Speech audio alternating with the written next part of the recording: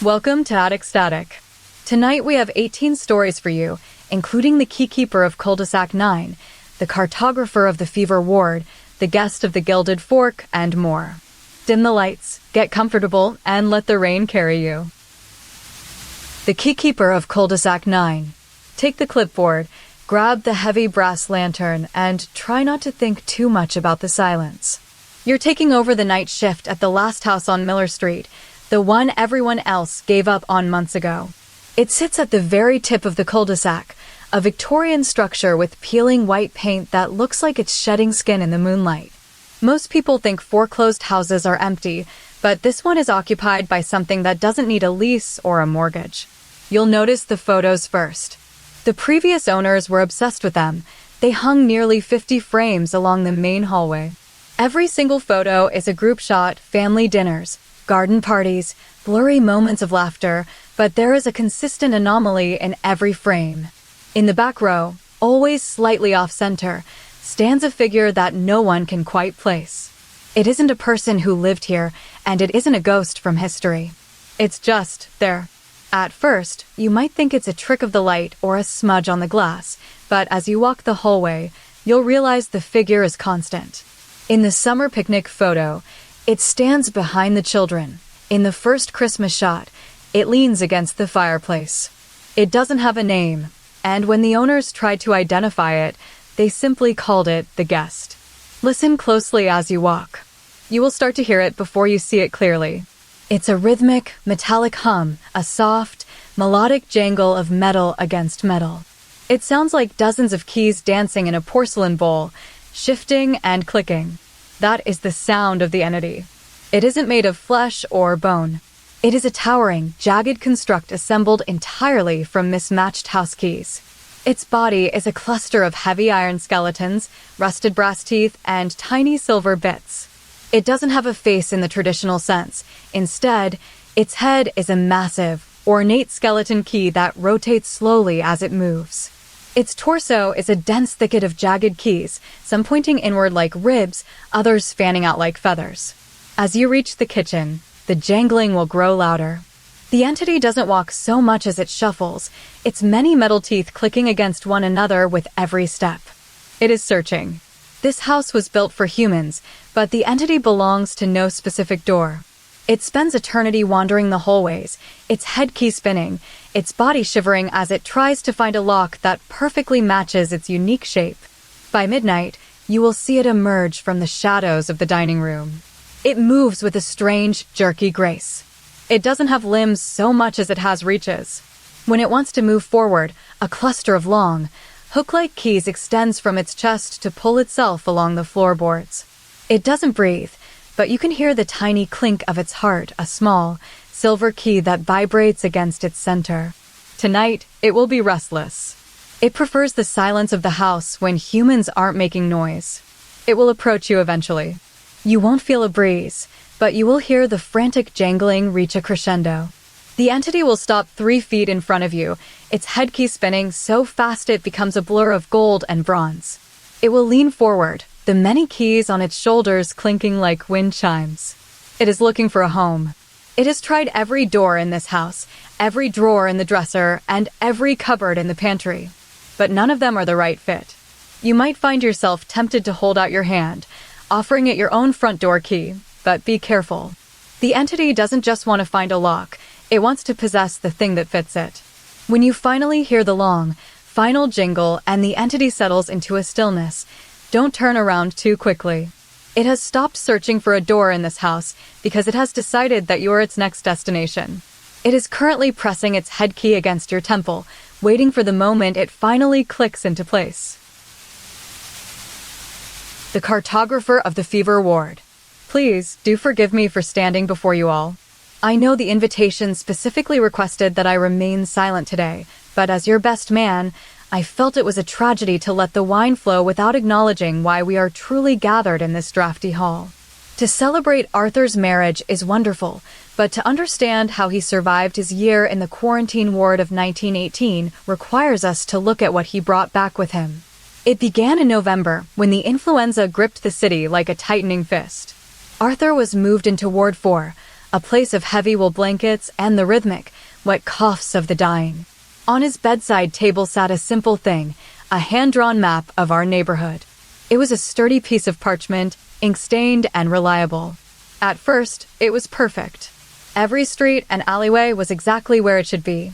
But as the fever took hold of Arthur's body, the ward became silent, save for the sound of his breathing and the strange, rhythmic scratching that seemed to come from the walls at night.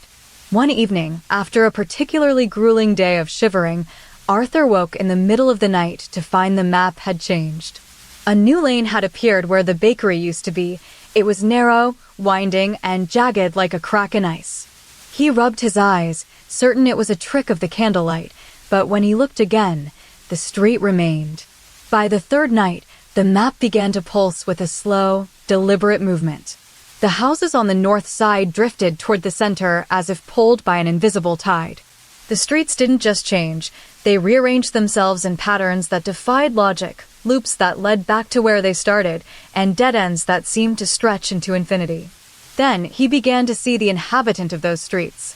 It was a dimness that pooled in the creases of a smile, a shadow that didn't just sit on a face, but lived within the very architecture of it. This entity didn't have a body so much as it had a presence, a velvety, muffled gloom that gathered in the corners of the ward like soot. It didn't walk, it flowed. When it appeared above Arthur's bed, it wore a face that was almost human, but its mouth was stretched into a permanent, wide grin. Within those deep wrinkles of joy, the dimness pooled thick and heavy, like spilled ink in a well. The entity would reach out with hands that felt like warm velvet, smoothing over the map as if ironed by an invisible thumb.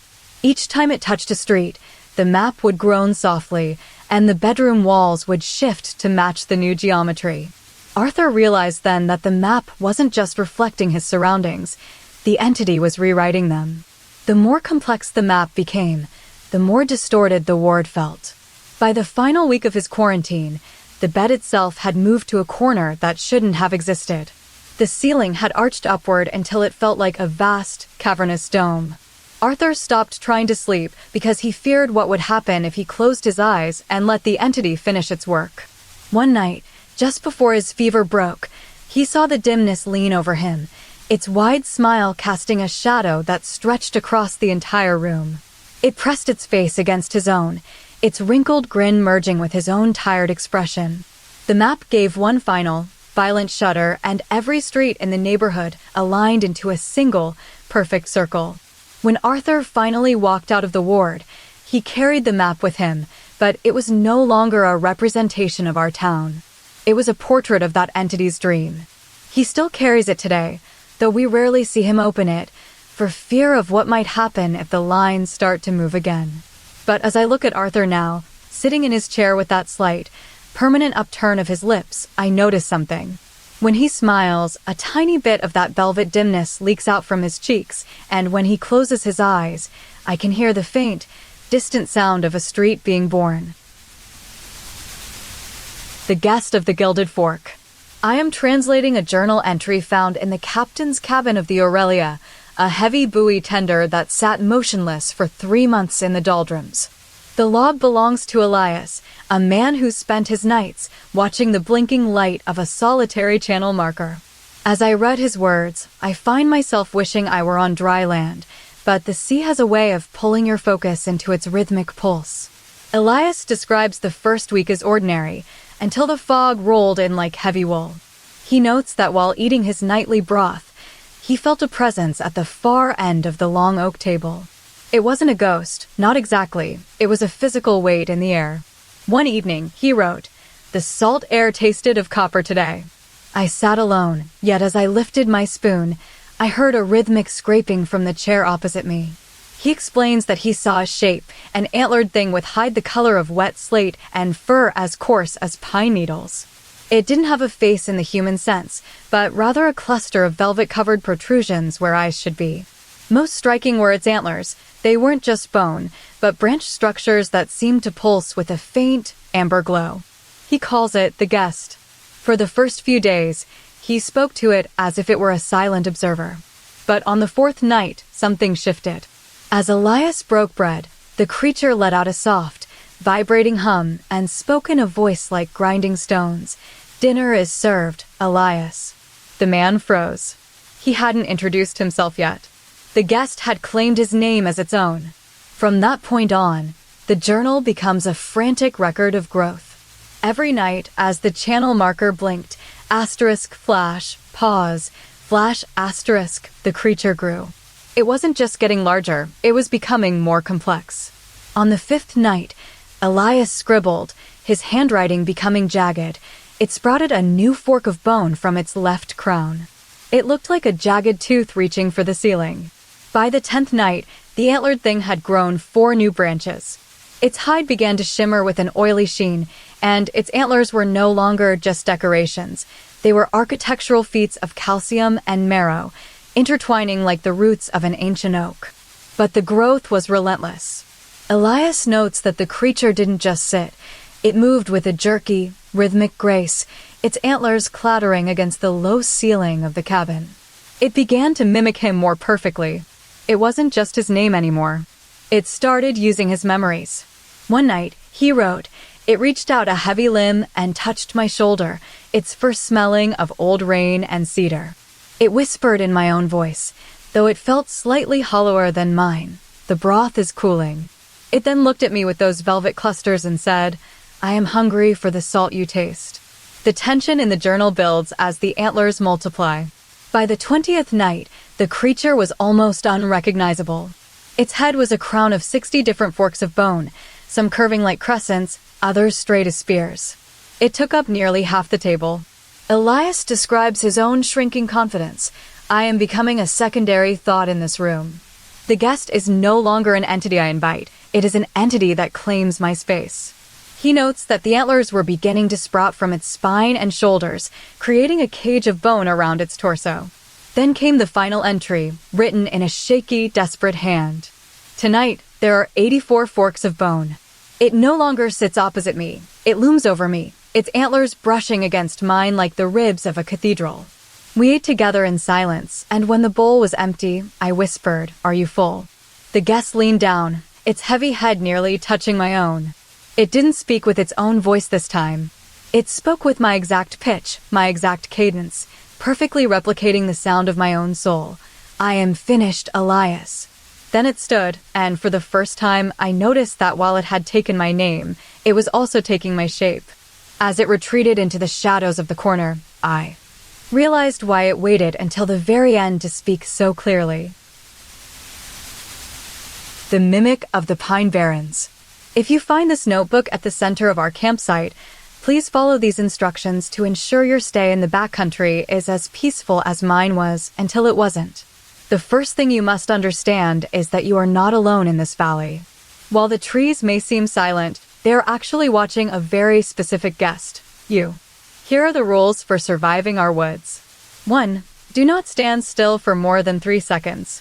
The moment your feet cease their movement, the birds will arrive. They don't just fly to you, they converge on you from the canopy in a sudden, suffocating cloud of feathers and chirps. 2. When you do stand still, listen for the thump. It is not a bird landing. It is the sound of the mimic settling into your shadow. 3. The mimic is not a creature of constant motion. It is a creature of imitation. It follows your path, but it is perpetually 1 beat behind.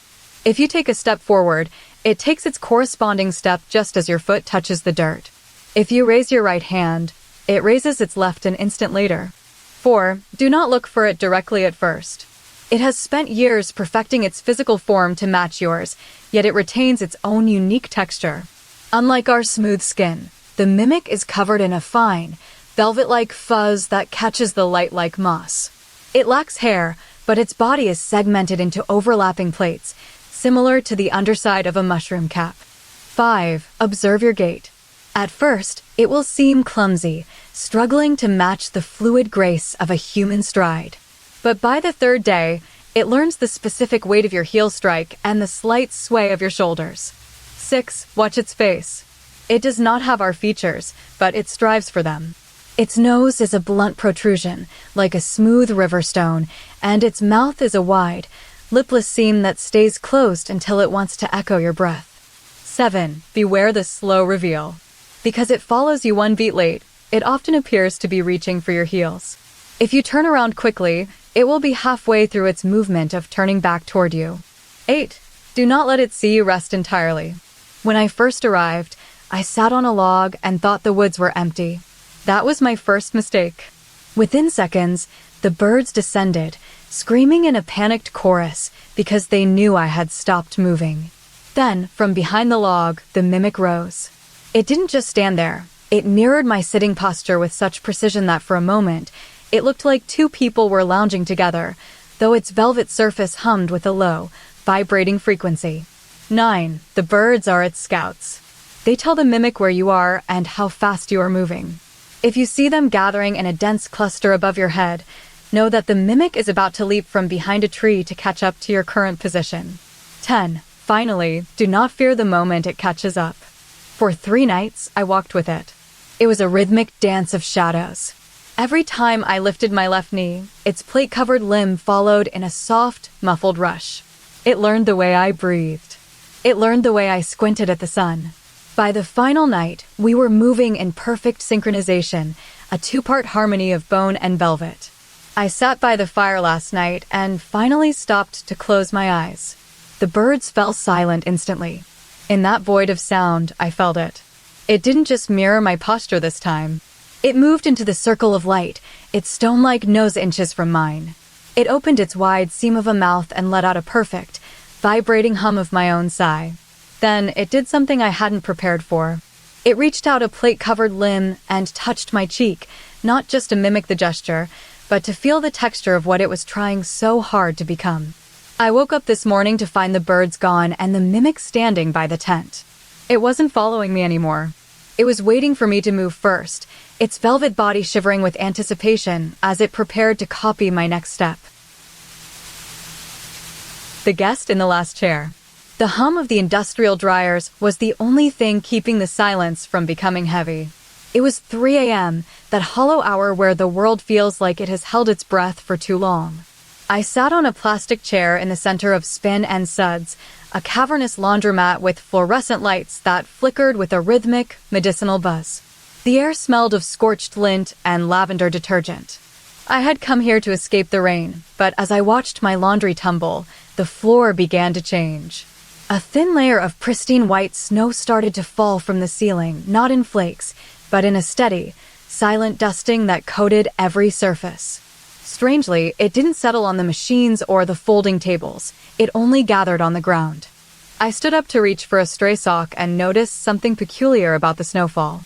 Every single footprint I made was filled with snow, except for the ones leading toward the heavy oak door at the far end of the room. It was as if the world outside that door was dry, but everything inside was sinking into an endless winter. As the temperature dropped, a figure materialized across the room near the back row of washers.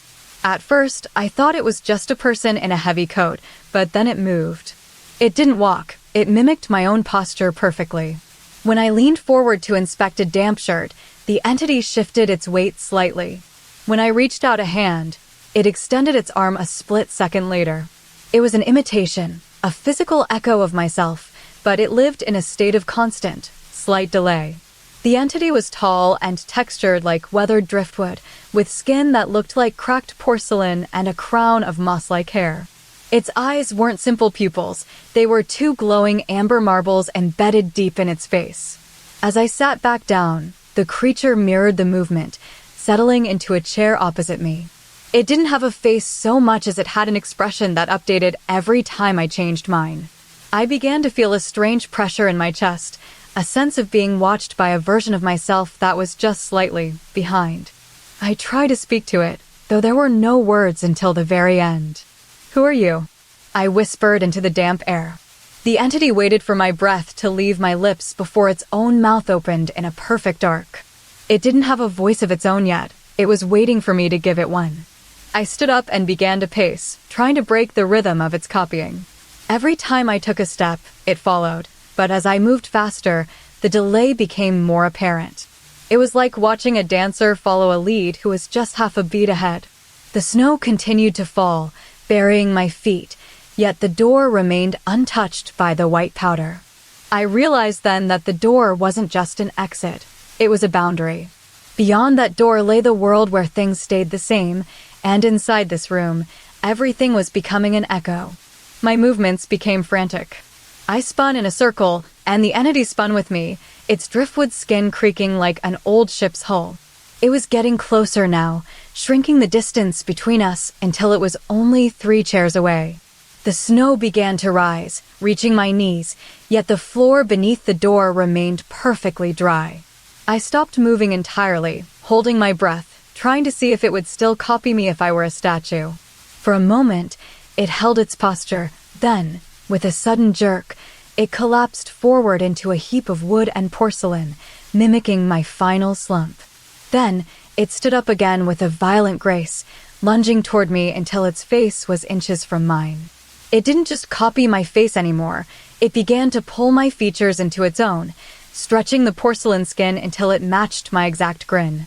I realized then that it wasn't just copying what I did, it was preparing to take over what I was. The snow reached my waist, and the lights flickered one last time before dying completely. In the darkness, I felt a hand, not mine, reach out and touch my shoulder from behind.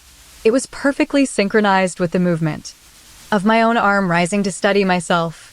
As I closed my eyes, I felt it lean in, its amber marbles glowing in the dark, waiting for me to finally stop moving so it could take my place. The rental of the 12-fold fold.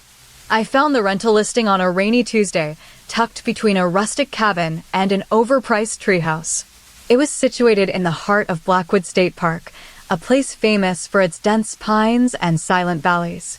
The description promised a secluded sanctuary for the weary, but as I scrolled down to the reviews, the atmosphere shifted. They weren't just ratings, they were warnings.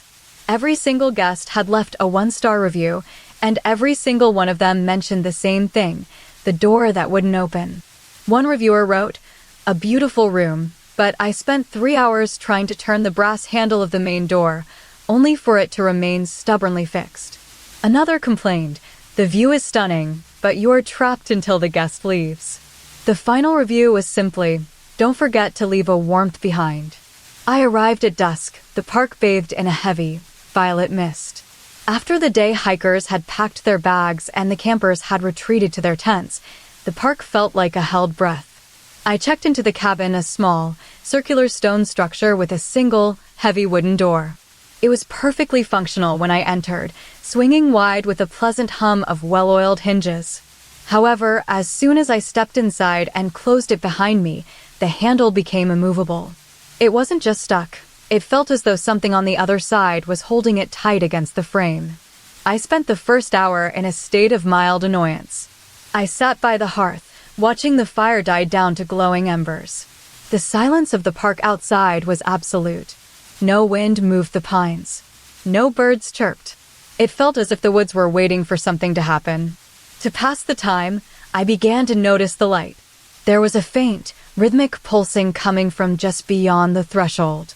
Every few minutes, I would hear a soft, wet click, the sound of something moving against wood. As the night deepened, the clicking grew more frequent. It wasn't a single sound, but a sequence, a heavy thud, followed by 3 rapid clicks, then a long, sliding scrape. I stood up and peered through the tiny glass pane in the door. At first, there was nothing but the moonlight hitting the forest floor. Then I saw it. A shadow moved. It wasn't a person, nor was it a common beast. It was a massive texture, a creature covered in velvet soft scales that shimmered like oil on water. It didn't have a face in the traditional sense. Instead, it had a cluster of sensory nodes that pulsed with a soft, amber glow. But its most striking feature was its legs. It possessed 12 legs, each ending in a wide, suction cup pad rather than a claw.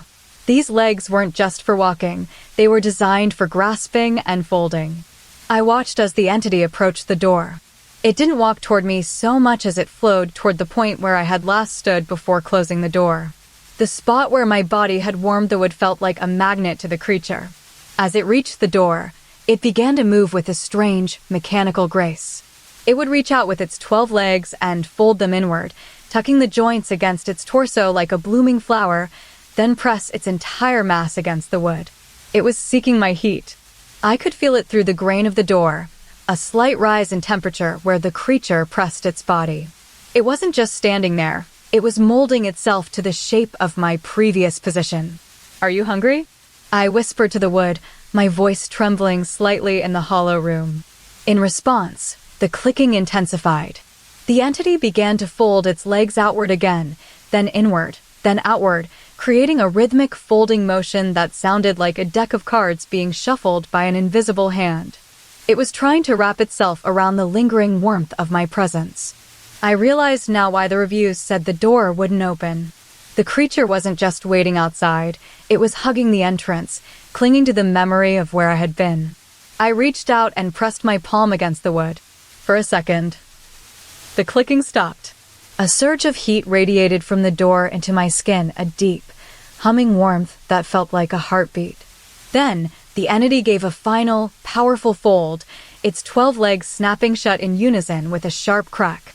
The door didn't just stay closed, it seemed to be pulled inward by the creature's desperate grip.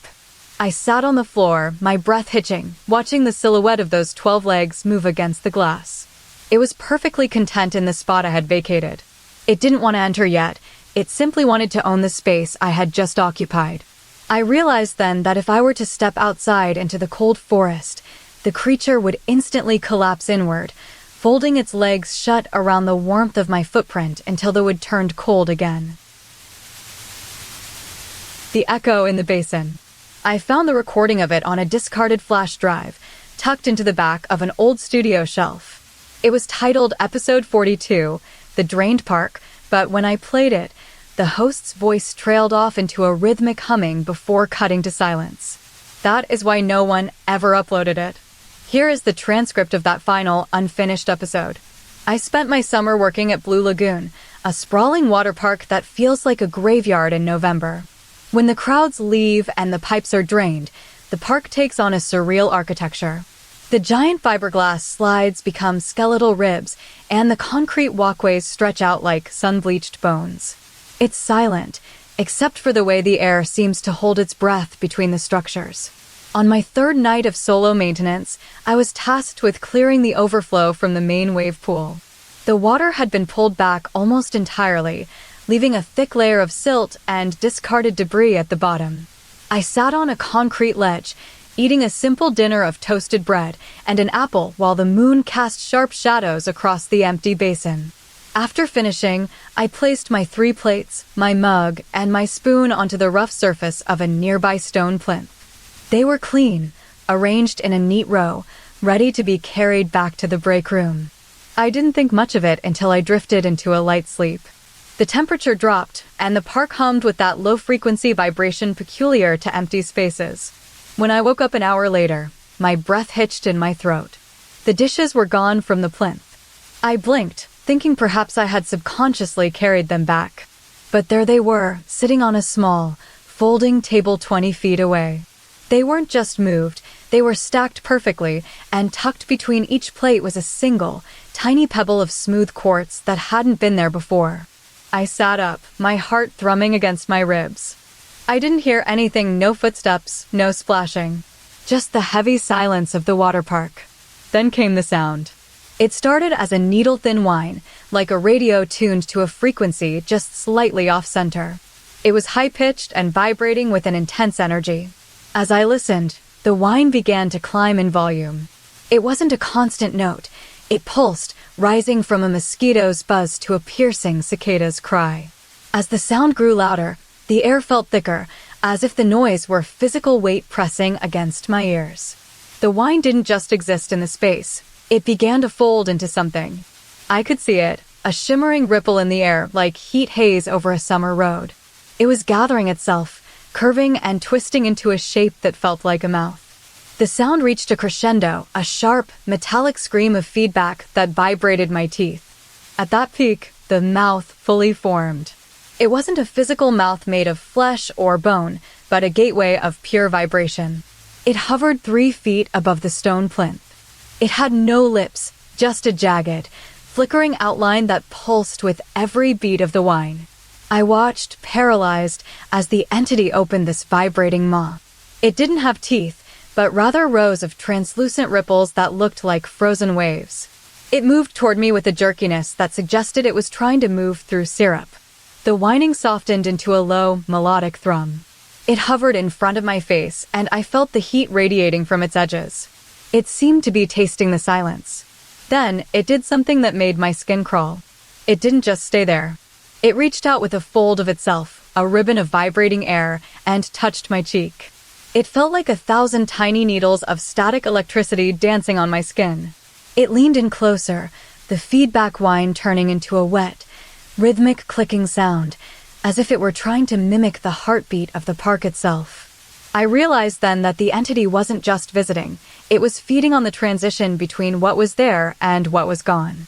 I saw its mouth widen one last time, stretching until the edges nearly touched my forehead. It let out a final, shivering trill that echoed off the walls of the wave pool.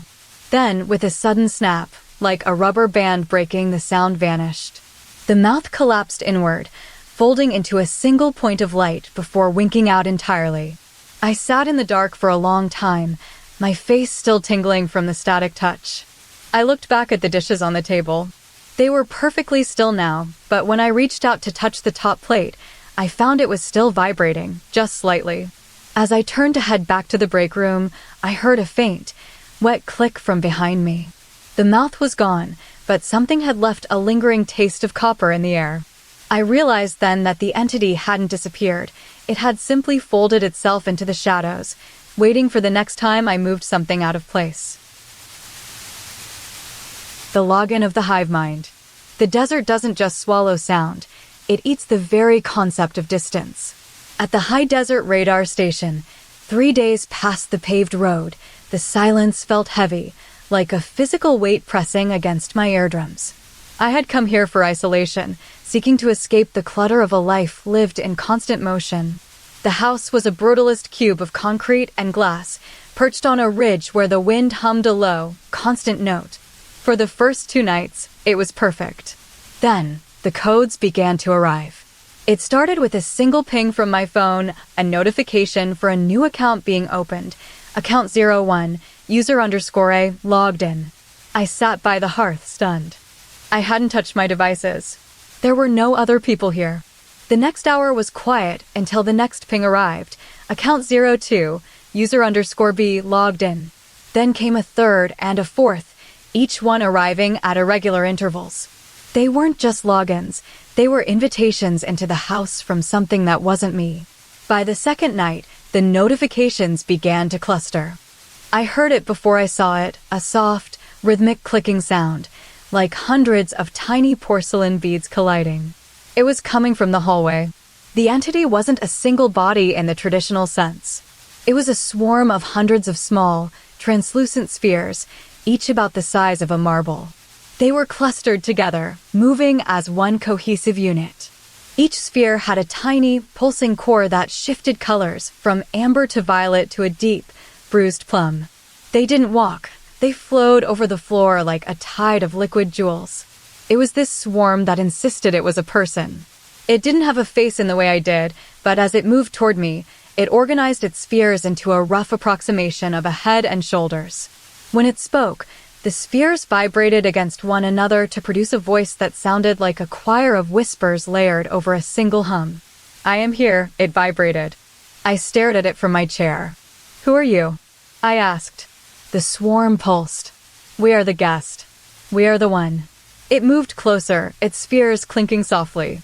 It didn't just want to occupy the room. It wanted to occupy my hunger. That was when the true horror began, the appetite of the Hive-Mind. The entity didn't crave my bread or my wine. It craved things I had never once wanted before. As it hovered near my feet, a sphere detached and spun rapidly.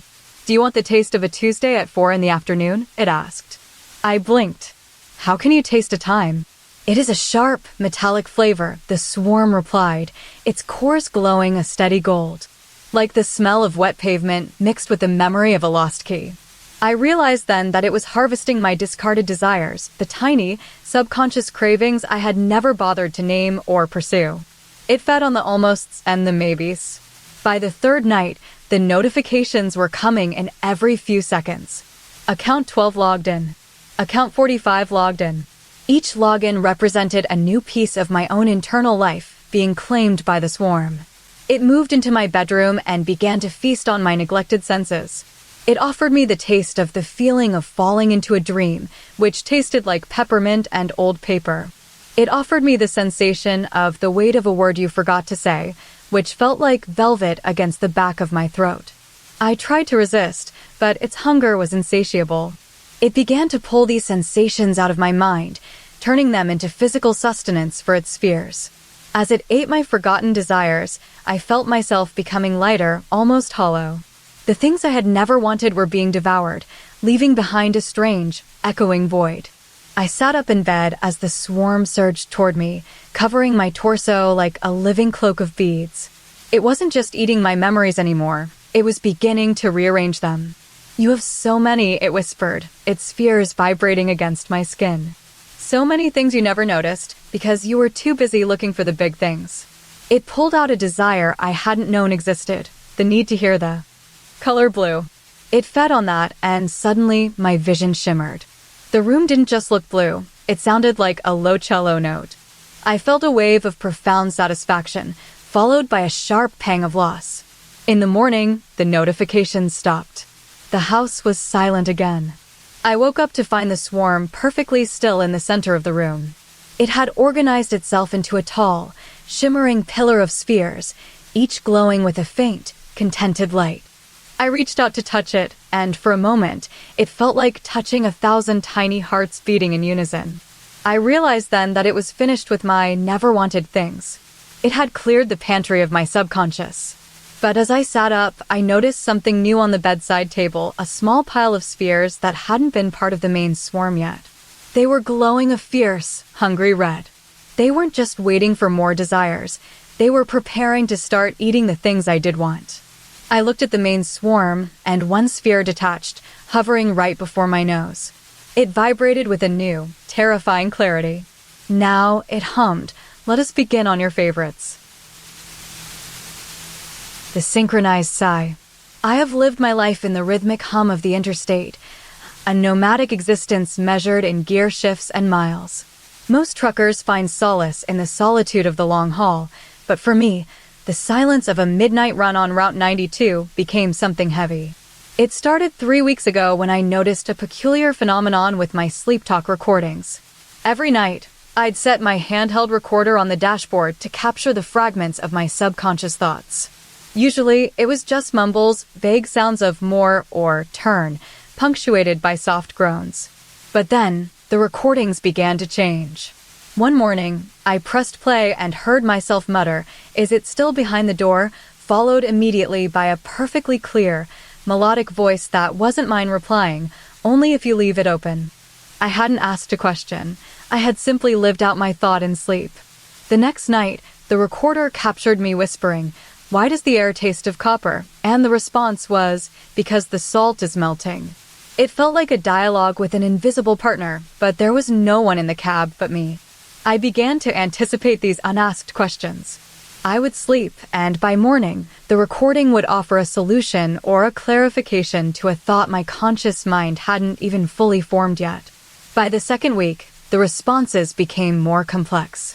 They weren't just answering, they were anticipating. One night I muttered, "It feels heavier today," and the voice replied, "The weight is shared." That was the night I first noticed the movement in my peripheral vision. It wasn't a shape so much as a ripple in the air, like heat haze over asphalt.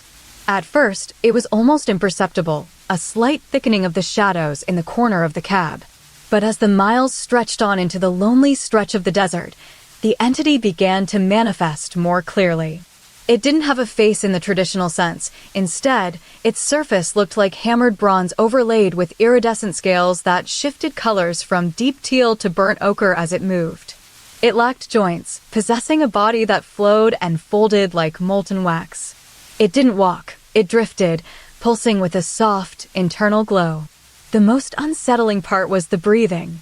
On the 10th night of the journey, I woke up in the middle of a long stretch of blacktop and realized I had stopped breathing entirely. My lungs felt full, yet my chest remained still. Then I heard it, a deep, resonant inhale right next to my ear. It wasn't a human breath. It sounded like air being pulled through a flute made of velvet. The entity was standing over me, its scale-covered body shimmering in the moonlight. For a moment, it stayed perfectly still, matching my rhythm until I stopped moving, and then it took over. It began to breathe for me, pulling oxygen into my lungs as if my own diaphragm had become a secondary organ owned by something else. I sat up, my heart hammering against my ribs, and saw the creature's texture shift. It was leaning over me, its head, which was more of a rounded protrusion than a distinct skull, resting near my shoulder. There were no eyes to meet mine, just a series of vibrating ridges along its sides that hummed with a low frequency. "Are you ready?" it whispered. I hadn't spoken, but the question hung in the air like wood smoke. "I think so," I replied aloud, my voice cracking from disuse. The entity pulsed once, a ripple of gold light washing over its scales. It didn't just answer, it seemed to absorb my words into its own body. As the miles continued to tick by, the distinction between us began to blur. Every time I closed my eyes, I felt it adjusting itself. It would tuck its bronze-like body into the cramped space of the cab, wrapping around the steering wheel and the passenger seat like a living shroud. By the final night before my destination, the recordings were no longer just answering questions. They were narrating our shared existence. I heard myself sleep talk. "How many miles left?" The entity replied with a resonance that shook the floorboards. "Only as many as you are willing to carry." I reached for the recorder one last time before pulling into the rest stop at dawn. The recording played my final dream of the trip. I had muttered, "Will you stay when I wake?" And the entity responded with a sound like 1,000 tiny bells chiming at once. "We are already awake." I stepped out of the truck, feeling strangely light, as if some part of my own weight had been transferred to the creature. I looked back into the cab, expecting to see it waiting for me in the shadows. But the seat was empty. The bronze scales were gone. The velvet breath was silent. Yet, as I stood there on the gravel, I felt a sudden, sharp tug in my chest, a phantom sensation of something pulling at my ribs from the inside.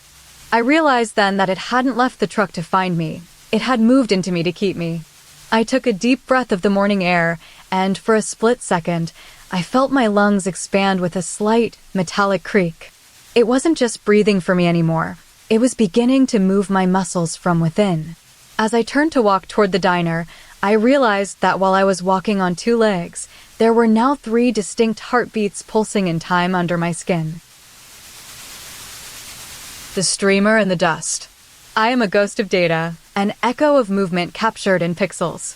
I exist in the liminal space between the lens and the eye, a silent observer inhabiting the digital ether. For 3 hours, I watched Alara sit on the edge of her velvet armchair, facing the River Canyon takeout, a geological marvel of jagged limestone and deep ochre silt that felt more like a cathedral than a gorge. The camera captured every nuance of its scale, the way the shadows clung to the crevices like ink and how the light caught the sharp, crystalline edges of the rock. Alara was a live streamer, her face illuminated by the soft glow of her ring light, her voice drifting through the speakers as she narrated the silence. She spoke of the wind that sculpted the stone and the water that carved the path, her tone intimate, as if she were sharing a secret with each individual viewer. Below her, the chat box scrolled with the frantic rhythm of 1,000 tiny heartbeats, a waterfall of text representing the collective breath of an audience scattered across the globe. We were there for every sip of tea, every blink of her eyes, and every twitch of her hand as she gestured toward the vast, silent expanse. But then she stopped. It wasn't a gradual slowing, it was a sudden, jarring suspension of time. Alara didn't fall, she simply ceased to move, frozen in a posture of slight forward lean as if expecting a secret to be whispered into her ear. Her hair hung perfectly still, and the steam from her teacup hung in the air like a suspended ribbon. Yet the chat didn't stop. It began to scroll with a frantic, independent energy, words appearing from the void of the audience, moving even though her mouth was sealed and her eyes were wide open. At first, the messages were standard. Is she still alive, or did she freeze? The viewers were reacting to the anomaly of her stillness, their digital voices echoing in the quiet room. But then, the tone shifted. The chat began to focus on the table beside her chair, a heavy oak surface covered in a fine layer of white dust that seemed to fall from the ceiling like powdered bone. It was a strange detail, one that hadn't been noticeable during Alara's active narration. On that table sat a clean, perfectly rectangular outline in the dust, as if an object had been lifted away moments ago. It was exactly 3 inches by 5 inches, with slightly rounded corners and a faint, swirling texture at the center where the dust hadn't settled quite as flatly. Alara never owned anything that size. There was no vase, no book, no trinket to account for it.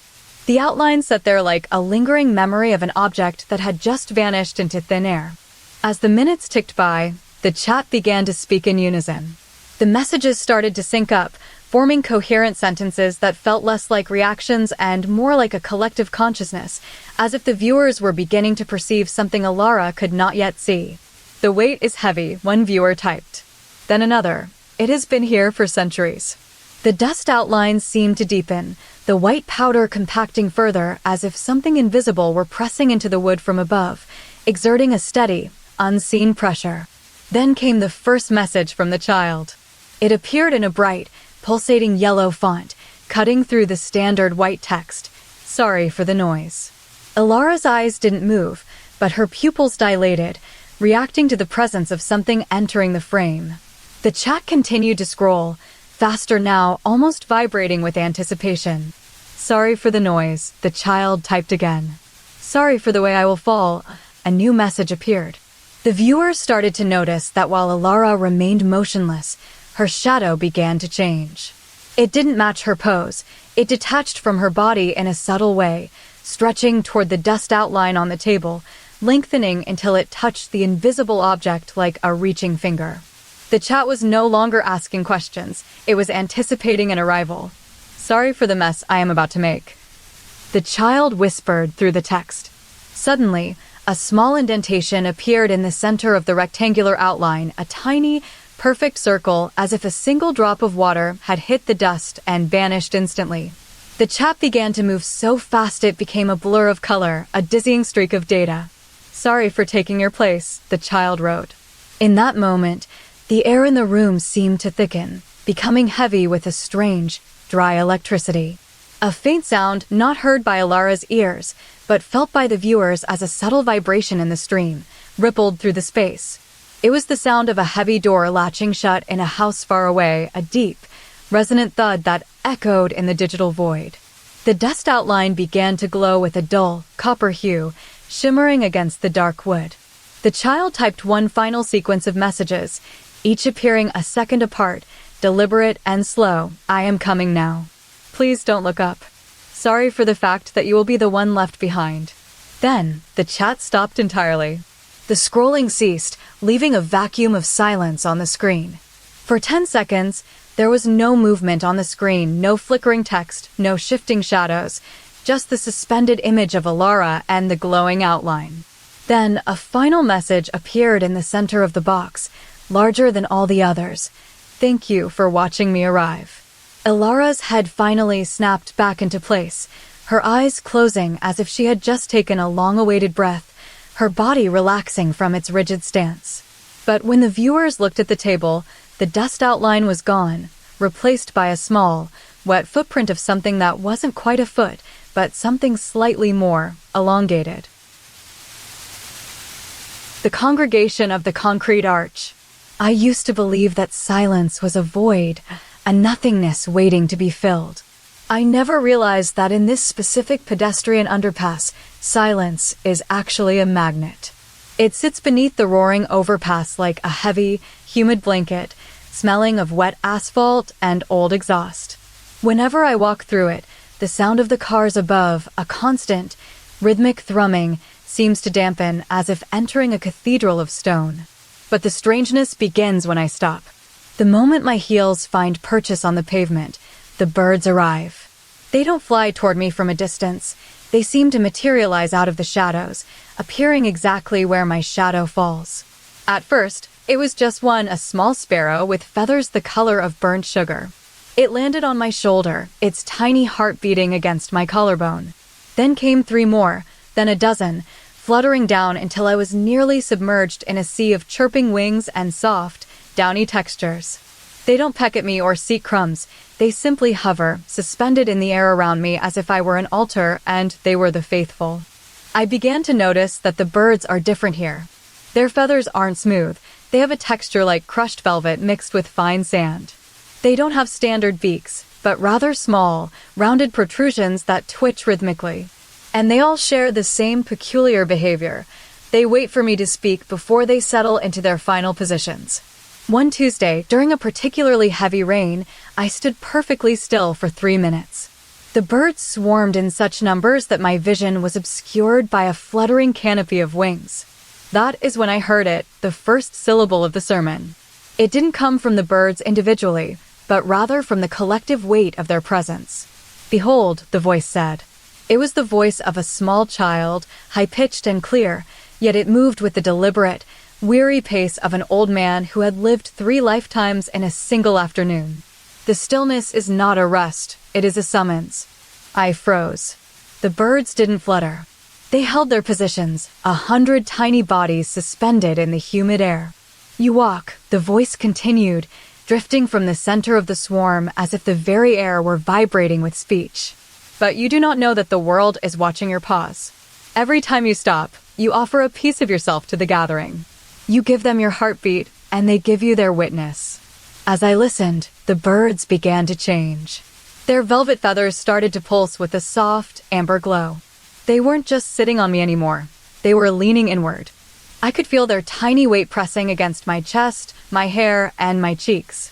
The underpass felt smaller, the ceiling of the overpass arching closer like a heavy brow. "Do not fear the weight," the child voice croaked with that slow, elderly gravity. "The birds are merely your memories taking physical form.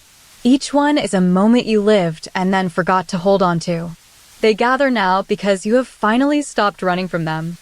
I tried to move my arm, but it felt heavy, as if I were moving through thick honey. The birds tightened their grip on my skin. Some landed on my eyelids, others perched on the tips of my nose. The roar of the traffic above seemed to fade into a muffled hum, replaced by the rhythmic, synchronized breathing of 100 feathered lungs. "You're the vessel," the voice whispered, now sounding as if it were originating from inside my own ribcage. "The pilgrimage is over. You have reached the center of the pause." I realized then that I wasn't just a person standing in an underpass, I was a sanctuary. The birds weren't just visiting, they were inhabiting me, weaving themselves into the fabric of my existence. The light from above filtered down in dusty shafts, illuminating the amber glow of their wings against my skin. Then, the voice reached its crescendo, the old man's cadence slowing until each word felt like a drop of water hitting a still pond. "The congregation is gathered. Now be silent." I opened my mouth to speak, but no sound came out. The birds were so dense now that they had formed a perfect sphere around my head, a crown of velvet and amber light. I felt their tiny hearts beat in unison with mine, a rapid-fire percussion that echoed against the concrete walls. "Amen," I tried to say, but the word was caught in my throat by the weight of the birds. They didn't wait for me to finish.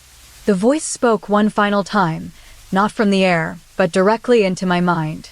"No more amens are needed. The listening has begun." I stood there for what felt like an hour, paralyzed in the center of the underpass. The cars above continued their frantic journey, people rushing to destinations they could see, while I remained anchored in the gray stone. The birds were still there, but they had stopped glowing. They began to move with a strange, coordinated grace, drifting from my body to the walls around me, as if they were painting the underpass with their presence. I finally managed to take a step forward. As I did, the entire swarm rose as one, a sudden explosion of velvet and amber. They didn't fly away. They simply hovered an inch from my face, perfectly still. The voice had vanished, leaving only the heavy smell of wet asphalt and the lingering sensation of their weight. I walked toward the exit, the light of the street above growing brighter with every step. I expected to feel a sense of relief, a release from the weight of the congregation. But as I stepped out into the open air, the birds didn't disappear. They remained exactly where they were, hovering in that same patch of underpass, waiting for someone else to stop moving. The Echo of the Last Reel. User Manual for the Chronos Spatial Projection Unit. Model, 1924. Please read all instructions before operating. Note, the device must never be switched on after dark, lest the geometry of your surroundings begin to inhale. I sat in the velvet seat of Theater 7, the last remaining auditorium of the Grandview Cinema. It was 11:45 p.m. The smell of stale popcorn hung like a heavy fog in the air, and the projector hummed a low, rhythmic thrum that felt more like a heartbeat than a machine. I wasn't alone. Elias sat 3 seats to my right. We had come to watch the final screening of The Weaver's Loom, a silent film whose colors were muted by dust. For the first 20 minutes, everything was normal. Then Elias laughed. It was a sharp, rhythmic sound, asterisk ha ha ha asterisk, that sliced through the silence. But as I turned to look at him, something felt off. His laugh didn't seem to emanate from his chest. It sounded like a needle dropping onto a spinning wax cylinder. It was perfectly timed, with no variation in pitch or volume, repeated 3 times with mechanical precision. "Is that your real laugh?" I asked, my voice feeling too loud in the vast space. Elias turned his head toward me. His expression didn't change.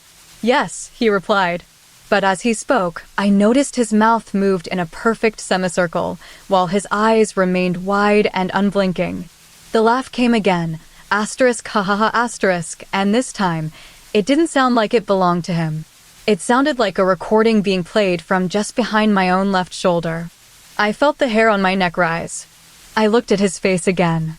His skin was slightly too smooth, lacking the micro wrinkles of human movement. When he laughed the 3rd time, I heard it clearly from the back row of the theater, even though Elias hadn't moved an inch. "I think," Elias said, his voice now sounding like a layered track of 3 voices speaking at once, that my laugh is catching up to me. Then, the screen went black. The projector groaned and died with a metallic click. Silence flooded the room, heavier than before. I stood up, my knees popping in the quiet. "Let's go," I whispered. We walked toward the exit. We had entered through the long corridor on the left side of the lobby, a stretch of floorboards that measured exactly 30 paces from the door to the theater entrance. It was a simple walk, straight and familiar. Now we were walking back out. But the corridor refused to end. We walked for 20 paces, then 40. The velvet curtains of the walls seemed to stretch like taffy. Every time I looked back, Elias was exactly 3 steps behind me, his face fixed in that same slight, pleasant smile. The floorboards began to change. They weren't just wood anymore. They were becoming porous, like a sponge, and the ceiling began to descend, pressing closer until it felt like we were walking through a giant, wooden throat. We walked for 100 paces. The walls didn't stop. They began to ripple. I could hear a sound of wet, rhythmic squelching, as if the corridor was breathing in and out. "How much further?" I called out, my voice echoing in a way that suggested the hallway was growing longer even as we moved. Elias didn't answer immediately. He just kept walking with his rhythmic, swaying gait. When he finally spoke, his laugh preceded his words this time. "Ha ha ha, the corridor is hungry," he said. His voice was no longer layered. It was now a deep, vibrating hum that shook the floorboards. We reached the midpoint of what should have been a 30-pace walk, but we were still miles from the exit in our minds. The walls were now lined with thousands of tiny, glowing amber bulbs that flickered like dying stars. Each bulb pulsed in time with the squelching sound of the floor. I looked at Elias. He was no longer walking, he was gliding. His arms were held out slightly to the sides, and his head was tilted at a sharp angle. "Do you hear it?" he asked. "Hear what?" I shouted over the rising hum of the walls. "The recording," he whispered. Suddenly, the corridor expanded. Violently. The ceiling soared upward until it was invisible, and the floor became a vast, shimmering plain of polished mahogany. We were still in the theater lobby, yet we were lost in a forest of wood. I began to run. Each stride felt like I was pushing through thick water. Behind me, Elias's laugh started again, asterisk ha ha ha asterisk, but it wasn't coming from his mouth anymore. It was coming from the walls. It was coming from the floor. It was coming from the very air around my ears. It was a constant, looping loop of his laughter, overlapping until it became a roar. I saw the door at the end of the hall, the exit to the lobby. I sprinted toward it, my lungs burning. The corridor stretched with every step, lengthening as if it were trying to keep me from reaching the end. It was an elastic ribbon of space. Just as I reached out to grab the brass handle of the door, Elias appeared right in front of me. He wasn't gliding anymore. He was standing perfectly still, his face inches from mine. "Are you ready to stop?" he asked. He didn't wait for an answer. He opened his mouth, and instead of a laugh, he released a long, sustained note that sounded like the projector's hum mixed with a human sob. I lunged forward, pushing past him and bursting through the door into the lobby. I stood there, gasping for air. The lobby was small, silent, and perfectly normal. The clock on the wall ticked once. I turned back to look at the corridor we had just escaped. It looked exactly as it had when we entered, a simple, 30-pace stretch of floorboards. Then, from inside the corridor, I heard a single, muffled ha-ha-ha. I realized then that Elias wasn't standing in the lobby with me. He was still back there, and the door had closed on him. The Precedence of the Second Shadow. Incident report. Final shift at the Blackwood feed mill. Subject: Elias Vance, junior technician. I am writing this by the dim glow of a dying lantern because the overhead lights in the main silo have begun to hum with a frequency that makes my teeth ache. Today is the final night before the mill officially closes its gears for good. The air smells of toasted grain and old grease, a heavy, suffocating perfume that seems to cling to my skin like a layer of dust. It began during the 3rd hour of the evening shift. I was walking through aisle 4, checking the tension on the conveyor belts. That is when I first noticed it, the anomaly in the rhythm of the machinery. It wasn't a sound, but a sensation of anticipation. Every time my foot struck the floorboards, there was a faint, secondary thud, just a heartbeat before mine. It was as if the floor was reacting to a weight that hadn't landed yet. I stopped walking and held my breath. The silence stretched, thick as honey. Then I saw it. A shadow moved across the far wall. It wasn't my shadow. It didn't stretch out from my heels or mimic my posture perfectly. This second shadow was slightly different. It possessed a textured surface, almost like hammered copper rather than flat ink. It had 3 distinct points on its crown, little nubs of protrusion that moved independently of any physical head. I realized then that the entity wasn't just following me, it was leading me. It reached every room a moment before I did. When I turned a corner, the shadow was already occupying the space, vibrating against the brickwork like a hummingbird's wing. It moved with a fluid, undulating motion, its edges blurring into the grain of the wood. To calm my nerves, I pulled the handheld camcorder from my belt, the one we used to document mechanical failures. I set it on a crate and pressed record, then sat perfectly still for 60 seconds. I wanted to see if the shadow would remain constant. When I played the footage back, my heart nearly stopped. In the center of the frame, there was a figure. It wasn't just a shadow. It had substance, though it remained semi-transparent. But the most unsettling part was its face. It didn't have my features, yet it possessed my exact anatomy. It had my nose, my chin, and my brow. However, its eyes were 2 perfectly smooth spheres of iridescent pearl, and its mouth was perpetually set in a wide, toothy grin that felt slightly too large for its cheeks. I watched the screen as the me on the tape moved. It wasn't mimicking me from the past. It was moving in real time, but with a slight delay. While I sat still now, the face on the screen reached out a hand and touched the side of its own head, as if adjusting an invisible crown. I stood up to move toward aisle 9, but my legs felt heavy, as if moving through water. The second shadow reacted instantly. It didn't wait for me to reach the next pillar. It surged forward, its 3-pointed crown bobbing. I noticed that as I walked, the entity's movements became more frantic. It wasn't just anticipating my path anymore, it was trying to beat me to the destination. I entered the great hall, where the massive grinding stones sat silent. The air here felt colder, smelling of damp earth and iron. I saw the shadow stretch across the ceiling, its texture deepening until it looked like hammered bronze. It began to pulse.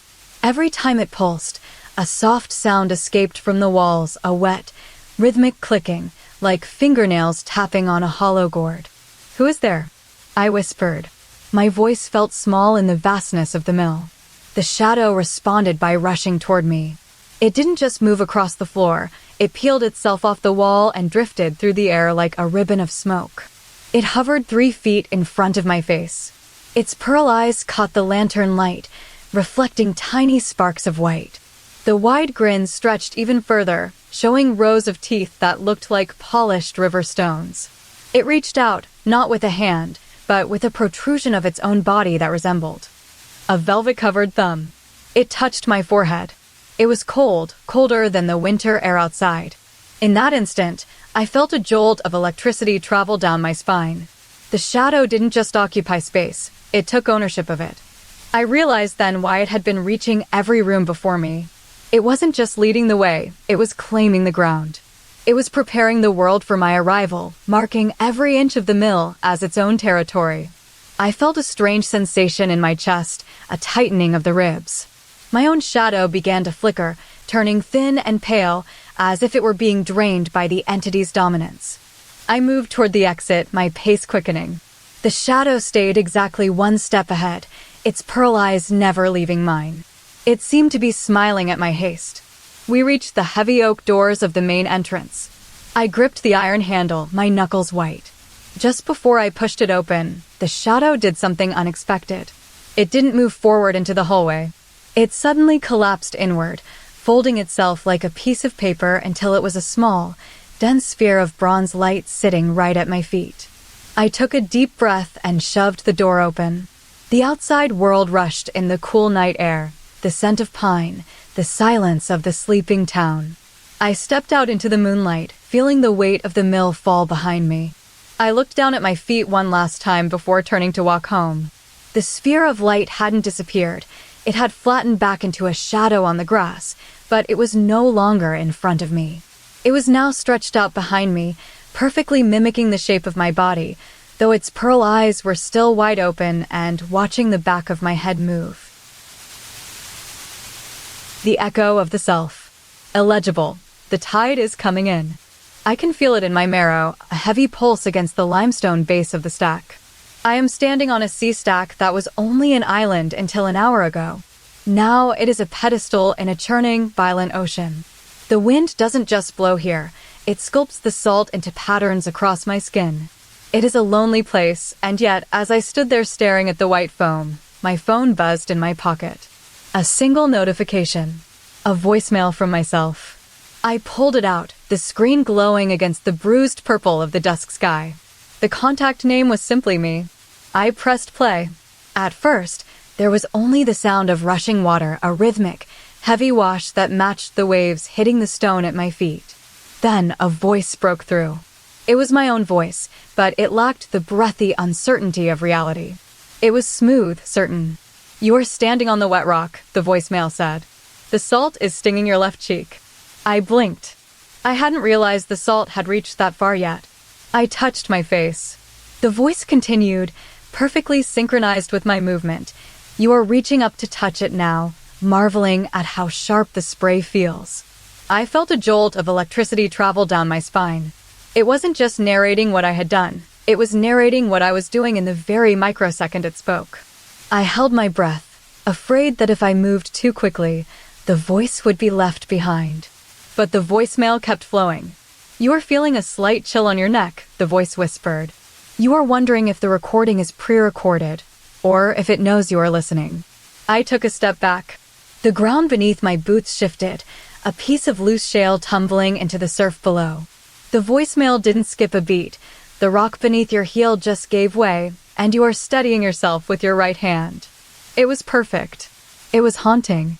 I felt like a puppet being pulled by invisible strings, while the voice acted as the puppeteer's commentary.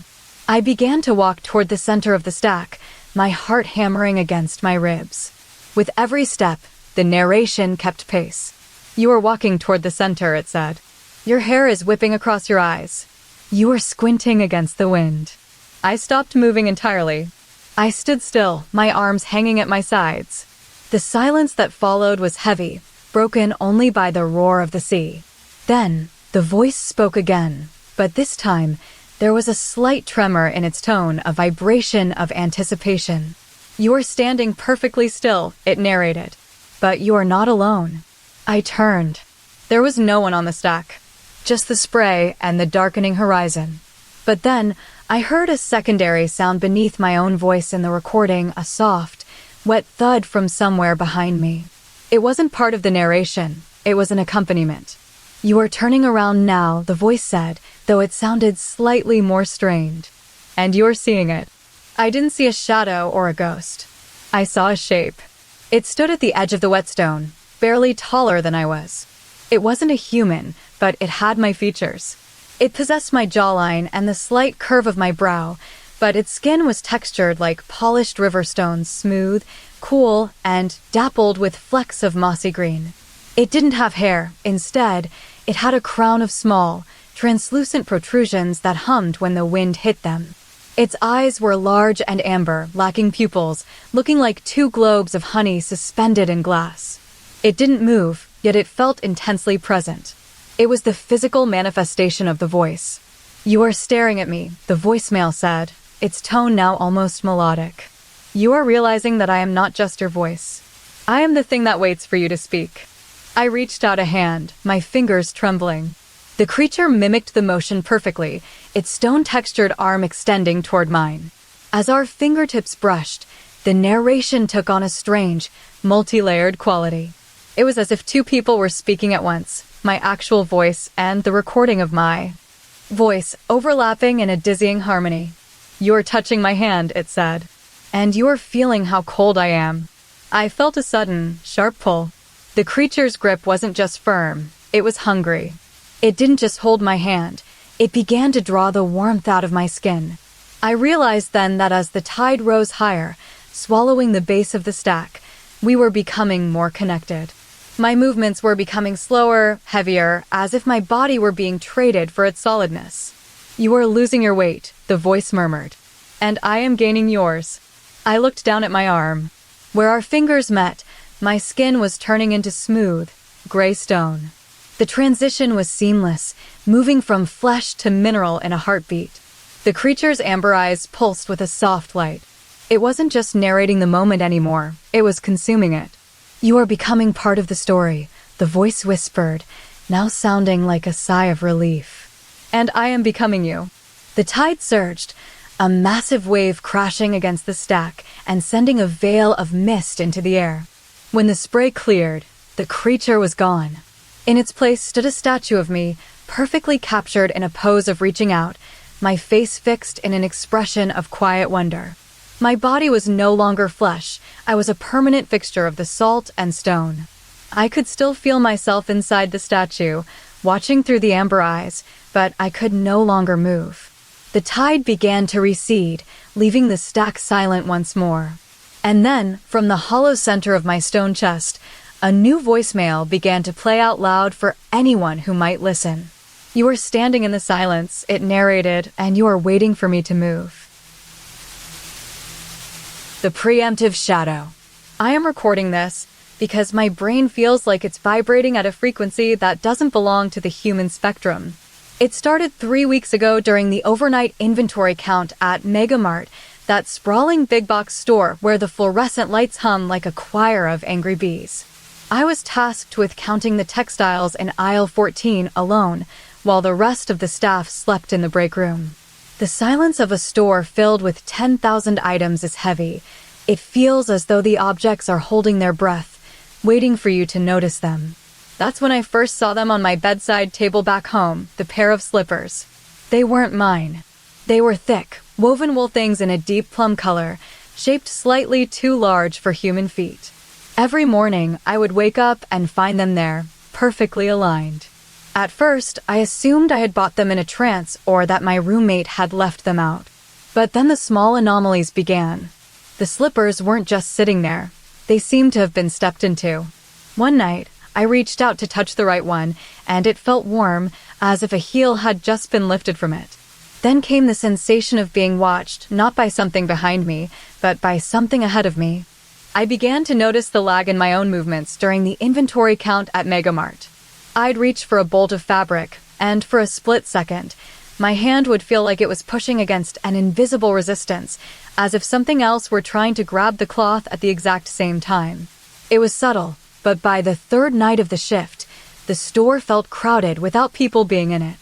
I'd swing a flashlight left, and for a heartbeat, the beam would flicker as if it were being swung by two separate sources. Then, the reflection, or what I thought was my reflection, started to behave strangely. I noticed it while standing before the massive floor-to-ceiling glass windows at the end of aisle 20. My reflection didn't just mimic me, it anticipated me. When I raised my right hand to scratch my chin, the reflection's hand reached up a fraction of a second earlier. It was as if the image in the glass were a runner who knew exactly where the finish line was, while I was still sprinting toward it. That night, back in my bedroom, the slippers moved. I woke up at 3 a.m. to find them at the foot of my bed, pointing inward. When I sat up, the reflection in the darkened window above my head didn't wait for me to move. It sat up first, its shoulders squaring before mine even began to rise. I tried to test it.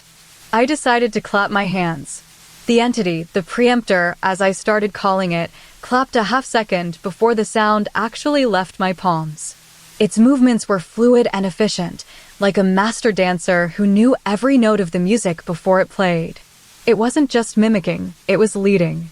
By the second week, the slippers began to change. They were no longer plum.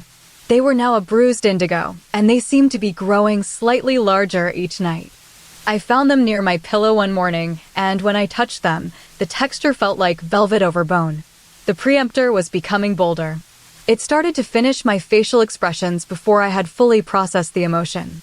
If I felt a spark of surprise, my reflection's eyes widened first. If I felt a pang of sadness, its lips curved into a frown before the heavy weight of it settled in my chest. One Tuesday, I was walking through the Megamart aisles again, and the entity decided to manifest more clearly. It wasn't just in the glass anymore. I could see it in the way the shadows moved. When I stopped to breathe, a shadow would deepen just before my lungs fully expanded. It felt like living in a house where the inhabitant is always one step ahead of the guest. I decided to do something drastic. I wanted to catch it off guard. I prepared to leap out of bed and shout, "Hello," at the ceiling. I braced my muscles, ready to explode into motion. But before I could even exhale the first syllable, the reflection in the wardrobe door did a full-body spring, its mouth wide open in a silent O. It didn't wait for me. It had already claimed the moment. I realized then that the entity wasn't just copying my life, it was stealing my time. Every gesture I made was a second-hand thought, a delayed reaction to a primary action that had already happened in its realm. It lived in the just about to. Then came the final night of the inventory count. The store was nearly empty. I stood in the center of aisle 14, holding a single spool of thread. I felt it behind me, not a physical weight, but a pressure in the air. I decided to perform the most complex gesture. I would slowly trace a circle in the air with my index finger, then bring my hand to my heart. I began the motion. But as my finger moved outward, the preemptor didn't just move, it surged forward. It finished the circle so quickly that the ghost of its movement lingered like a ripple in water. Then, before I could even think of bringing my hand to my chest, my own arm felt pulled toward my heart by an invisible thread. I looked into the nearest polished metal shelf and saw it clearly for the first time. It wasn't just a reflection. It had a slightly different face. The jaw was a bit sharper, the brow a bit heavier. It didn't have eyes that moved with mine. It had eyes that were already looking where I was going to look next. I reached out to touch the metal shelf to steady myself. The preemptor's hand hit the surface first, creating a faint, metallic ping before my own skin made contact. It was as if I were walking through water, and it was the current pulling me along. Finally, I lay down in bed, exhausted. The indigo slippers were waiting at the edge of the mattress. I closed my eyes to sleep, ready to drift off into a dreamless void. But just as my eyelids began to heavy, I felt a sudden, sharp tug on my hair. I hadn't moved yet. My head was still resting on the pillow. But in the darkness of my mind, the preemptor had already decided it was time for me to turn over. The Weaver of the Waste. I first saw the flyer pinned to the weathered fence post near the edge of the irrigation canal. It was a simple thing, yellowing with moisture, announcing that Elias Thorne had gone missing 3 weeks prior. The cornfields around us were vast and heavy, bowing under their own weight in the humid evening air. I remember thinking how quiet it was until I noticed the first scrap of paper taped to the bottom corner of the flyer. It wasn't a word, just a small, jagged strip of human hair braided into a tiny knot. The next day, I returned and found another note. It likes the rhythm. Taped beneath that were 3 fingernails, clipped short and arranged in a perfect triangle. By the 3rd day, the notes began to feel like a conversation between the missing man and the thing that took him. Each morning, the flyer grew heavier with new additions. The hair became thicker, weaving into a messy fringe around the edges of the paper. Then came the nails, sharp, curved, and varying in size. One was nearly an inch long, its surface etched with tiny, microscopic grooves as if it had been used to carve a path through something solid. The 4th day brought the first true sentence. It moves when you blink. Taped below were 6 fingernails, all pointing upward like a row of small ivory teeth. I felt a shiver crawl down my spine. The irrigation canal was a silver thread cutting through the deep green maze of corn, and that night, I decided to walk along its bank until the moon reached its peak. The water moved with a low, rhythmic hum, and the corn stalks seemed to whisper as they brushed against one another. As I walked, the air grew heavy, thick with the scent of damp earth and something metallic, like old coins resting in a jar of honey. The 5th day's note was different. It hears your heartbeat.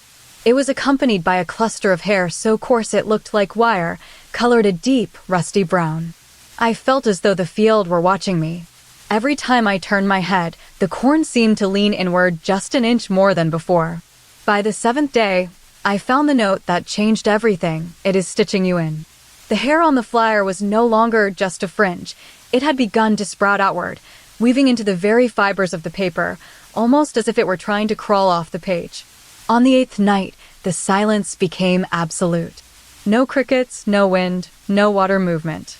I stood by the canal and heard a sound, a wet, rhythmic clicking, like 1,000 tiny needles hitting silk. It was coming from the dense thicket of corn just 10 feet away. Out stepped the entity. It didn't walk so much as it unspooled itself from the shadows. It was a mass of tangled textures, thousands of strands of hair, blonde, white, and coal-black, intertwined like the roots of an ancient tree. Nestled within this forest of hair were hundreds of fingernails, some large as walnuts, others small as grains of sand, each one gleaming with a dull, pearlescent sheen.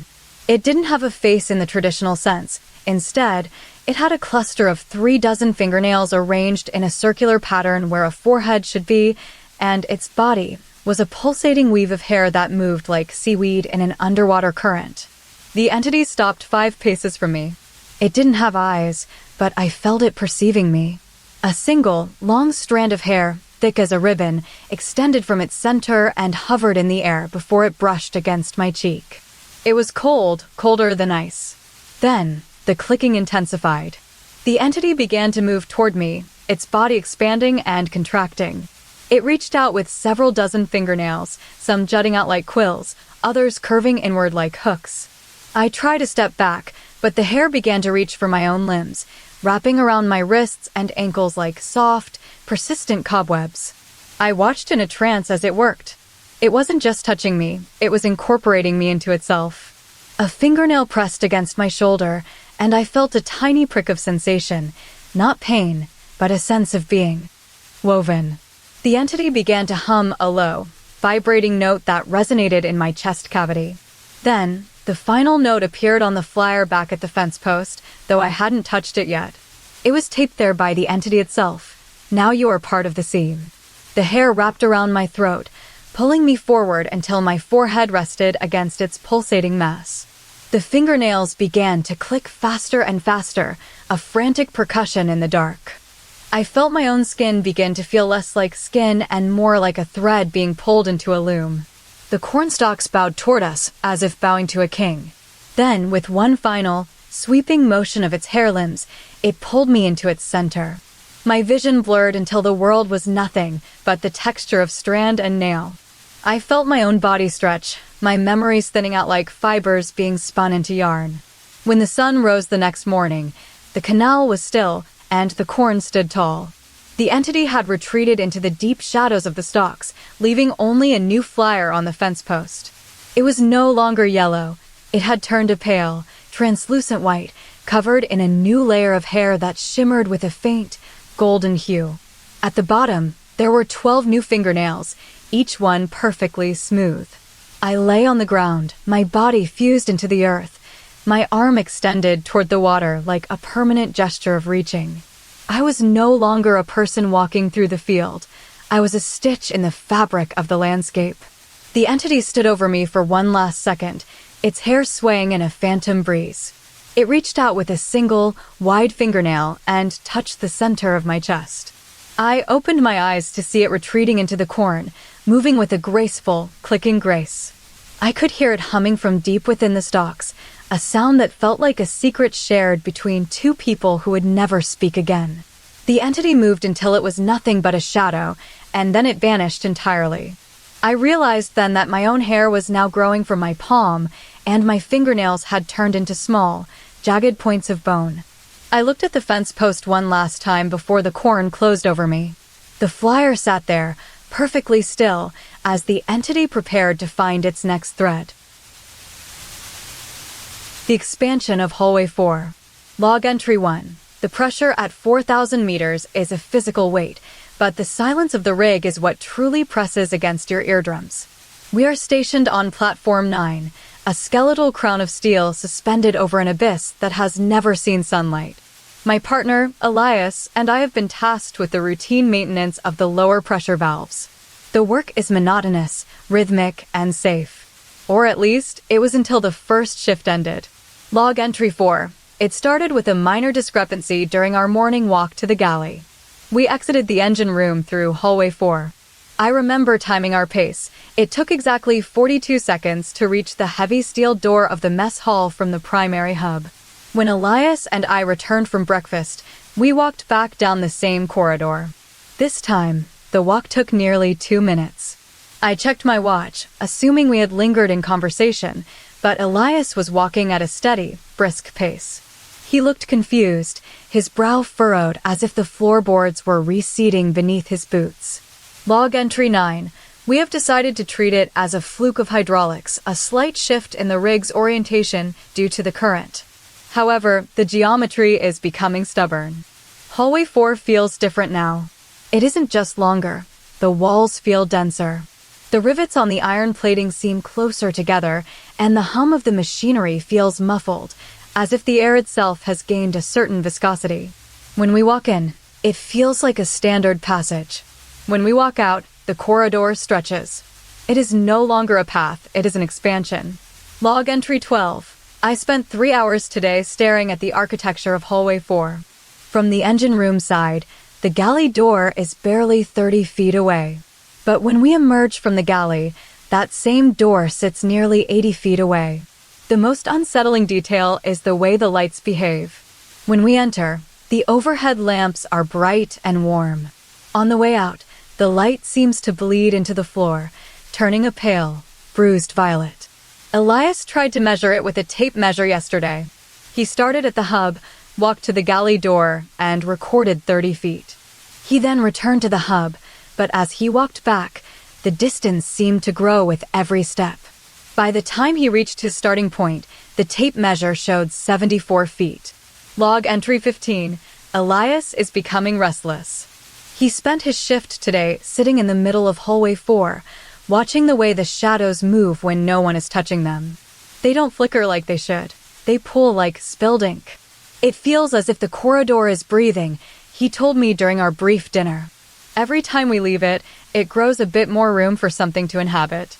I tried to laugh, but my voice felt thin in the vastness of the rig. Log Entry 18. We began to notice the texture of the walls changing. On the way out, the iron plating no longer feels smooth. It has developed a series of tiny, hexagonal indentations, like the surface of a beehive, but they only appear when we are moving away from the engine room. And then there is the sound. A low, rhythmic thrumming, not from the engines, but from the walls themselves. It sounds like 1,000 muffled heartbeats synchronized into a single, slow pulse. Log entry 21. Yesterday, I took a different route to the galley just to prove my sanity. I went through hallway 2, which is perfectly consistent in length. Yet, when I reached the halfway point of hallway 4 on my way back, I felt a sudden, sharp pull in my chest. The walls seemed to lean inward slightly. I looked at Elias, who was standing 10 feet ahead of me. He didn't look like he was walking. He looked like he was being pulled by an invisible thread toward the galley door. Log entry 24. The expansion is accelerating. It is no longer a gradual growth. Today, we walked into hallway 4, and it felt normal. We turned to leave, and the galley door was so far away it nearly disappeared into the hazy distance of the corridor's end. The walls were now covered in a fine, crystalline frost. That wasn't cold to the touch. It looked like tiny diamonds clustered in the crevices of the iron. Log entry 27. Elias didn't come back for dinner last night. He entered hallway 4 with me, and he kept walking. The galley door seemed to retreat as he approached it, getting further away with every stride. I watched him go, his silhouette growing smaller and smaller until he was just a speck in the middle of the long, violet-hued stretch. I called out to him, but my voice didn't echo. It was swallowed by the corridor instantly. Log entry 30. I went into hallway 4 alone this morning. I wanted to find him. I walked toward the galley door, and for a moment, it felt like a normal walk. Then I heard his voice. It wasn't coming from the front, but from far ahead, echoing as if he were miles away. "It's getting bigger," he whispered. His voice had a strange quality to it, as if it were being filtered through a thick layer of water. Log entry 32. I finally reached him. He was standing halfway down the corridor, which now measures nearly 300 feet from the hub. He wasn't moving. He was staring at the wall to his left. The iron plating there had become almost perfectly smooth, and a series of deep, rhythmic grooves had appeared in it, like fingerprints, but much larger. When I reached him, he turned his head. His face was peaceful, but his hair was swept toward the front, as if a constant wind were blowing from the galley door. End log entry 35. I realized then that the corridor wasn't just stretching, it was consuming the space between us and our destination. It creates more room for the journey because it wants to delay our arrival. We are not moving through a hallway, we are moving through a process of becoming. When I finally reached him, he grabbed my hand. His skin felt slightly damp, as if he had been submerged in a shallow pool. Log entry 38. Today, the galley door is barely visible, a tiny speck of wood and brass at the end of an endless, violet-lit expanse. The walls are now covered in those hexagonal indentations, which have deepened into actual pits. I am sitting on the floor of hallway 4, staring at Elias. He is still there, exactly where he stopped. When I look back toward the engine room, it feels like a memory of a door rather than a real entrance. Log entry 40. The expansion has finally reached its peak. I am sitting in the center of hallway 4, and the galley door is now so distant that I can no longer see it with my eyes alone. I have to feel it. It exists as a destination, but it feels like another world entirely. Elias is sitting beside me, his hand still held in mine. The walls are no longer iron. They have become soft, resembling the texture of velvet, yet they remain firm. There is no more sound from the engines. There is only the thrumming of the walls. Log entry 42. I decided to take one last step toward the galley door. It felt like walking into a dream where the floor moves as you move. But just as my foot touched the final few feet of the stretch, something shifted. The corridor didn't just grow, it contracted with a sudden, violent snap. The distance vanished in an instant, and I found myself standing directly against the galley door. Elias was right there with me, his face inches from mine, his eyes wide. We were no longer on the rig, but in the very heart of the hallway. Log entry 45. I pushed open the door, expecting to see the mess hall tables and the smell of coffee. Instead, I stepped into a room that was perfectly empty, save for a single chair in the center. There was no table, no food, no warmth, just a chair waiting in a void. And there, sitting in that chair, was a version of myself, looking up with an expression of profound surprise. the impression of the sunk cushion. The salt air smells like whetstone and dying kelp, a heavy perfume that clings to your clothes as you sit in the oyster shack. It is a lonely structure, perched on crooked wooden stilts over a mudflat that only reveals itself during the low tide. Outside, the sea retreats with a rhythmic, sucking sound, leaving behind pools of murky water and the skeletal remains of shells. Inside, the light is amber and thick, cast from a single lantern hanging from a rafter. You have come here to escape the noise of the mainland, seeking the simple sanctuary of this weathered shack. In the corner sits your primary comfort, a heavy, overstuffed velvet couch. It was a relic salvaged from an old manor, deep navy in color and smelling faintly of cedar. Every time you sit in it, the cushion yields perfectly to your weight, molding into a deep, singular crater that holds the shape of your body like a physical memory. At first, the solitude is peaceful. You watch the way the mud flats glisten under the waning sun, feeling the gentle sway of the stilts beneath your feet. But as evening falls and the tide begins its slow crawl back toward the shore, you notice the first anomaly. After you stand up to pour a cup of tea, you glance back at the couch. The deep dent where your hips had rested has vanished. The velvet is smooth again, as if no weight had ever touched it. You rub the fabric with your thumb, half laughing at the thought that perhaps the stuffing was more springy than you realized. Then comes the second night. You sit for an hour, mesmerized by the way the shadows dance against the timber walls. When you rise to extinguish the lantern, the cushion is perfectly flat once more. It does not just return to its shape, it seems to exhale, the velvet ripples settling like a pond after a stone has been tossed into it. On the third night, the atmosphere shifts. The silence of the shack feels heavier, charged with an expectant energy. You sit down and feel the cushion embrace you, but as you lean back, you notice a faint warmth radiating from the fabric, a heat that isn't yours. When you stand, the dent remains for 3 seconds before it slowly, almost lazily, melts away into a smooth surface. It is as if the couch is waiting to be filled again. By the 5th night, the tide is high enough that the water laps against the stilts with a hollow thud. You are shivering in your wool sweater when you notice something on the window pane opposite the couch. The glass is cold and coated in a thin film of condensation from the humid sea air. A small bead of moisture begins to move. It doesn't drip, it crawls. It pushes outward, dragging other beads with it, forming a tiny, bubbling mound. You lean forward, your breath hitching. Out of the clear, wet mist, a face is beginning to pull itself into existence. It isn't a solid thing yet, but a series of textures. 2 oval depressions form for eyes, and a wide, horizontal slit opens for a mouth. Then, the features begin to sharpen. The skin of this entity is made of liquid clarity, shimmering like a bead of dew. Its brow is a ridge of thick droplets. Its cheeks are soft curves of moisture. It doesn't have hair, but instead, a fringe of tiny bubbles lines its forehead like a crown. Most striking are the nostrils, not mere holes, but deep, swirling whirlpools that seem to inhale the very air around them. The face isn't static, it ripples as if being viewed through a moving stream. It doesn't have a nose in the traditional sense, just a protruding bulb of water that catches the lantern light. You watch, mesmerized, as the entity pulses. It feels less like a reflection and more like a creature trapped behind a thin veil, trying to push its way into your world. "Are you hungry?" you whisper to the glass. The face responds by widening its mouth, the ripples moving toward the edges of the frame until it looks like it is about to yawn. On the 7th night, the sensation changes from observation to intrusion. You are sitting on the couch when you hear a soft, wet sound, a rhythmic plip-plop coming from the window.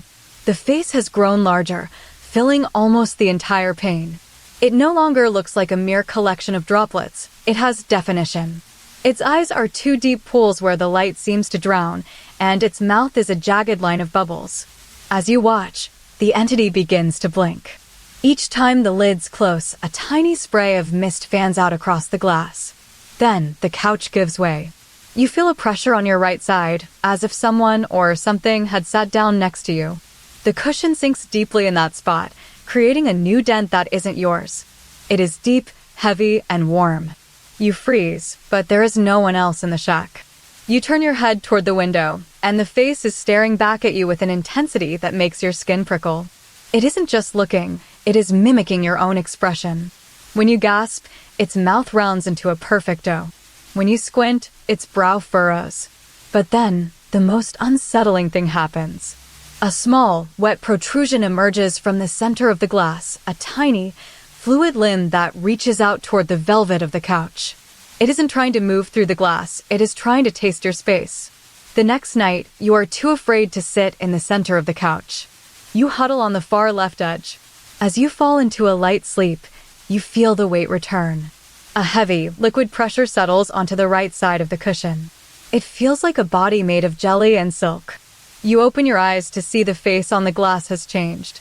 It is no longer just looking at you, it is leaning forward, its liquid forehead pressed against the pane as if trying to push through. The dent in the couch is so deep now that the fabric seems to be straining. You reach out a trembling hand and touch the spot where the entity sits. The velvet feels damp, as if the cushion has been dipped in water, but there are no actual droplets on the surface. Then you hear it, the sound of a wet intake of breath from the window. The face opens its mouth wide, and a single, large bubble escapes, rolling down the glass like a tear. You realize then that the entity isn't just an inhabitant of the window, it is an inhabitant of the shack, using the couch as its throne. On the final night, the tide is at its lowest point, leaving the shack almost completely exposed to the moonlight. You lie in bed, barely daring to move, watching the couch. The cushion is perfectly flat. Then, with a sudden thump, it collapses into the deepest dent imaginable. It isn't just one dent anymore. It's a wide, sprawling impression of something large and reclining. A low, bubbling groan echoes from the window, not a voice, but the sound of air moving through water. You sit up in your chair, heart hammering against your ribs. The glass is fogged over completely now, but in the center, the face has become vivid. It is no longer just watching you, it is smiling. It shows rows of tiny, bubble-like teeth and a tongue that curls like a wave. Then, with a deliberate motion, the entity on the window reaches out. A wet, translucent hand formed by the merging of dozens of droplets presses against the glass from the outside, mirroring the shape of your own hand held out in front of you. You hold your breath, waiting for it to break through. Instead, it stays there, perfectly still, as if content to share the same space. The couch settles one last time, the dent deepening until the velvet almost touches the floor. You realize that the entity isn't just trying to get out, it is waiting for you to join it. As you finally drift into a deep sleep, you feel a sudden, cool moisture settle on your cheek, as if something had reached through the glass and brushed against your skin.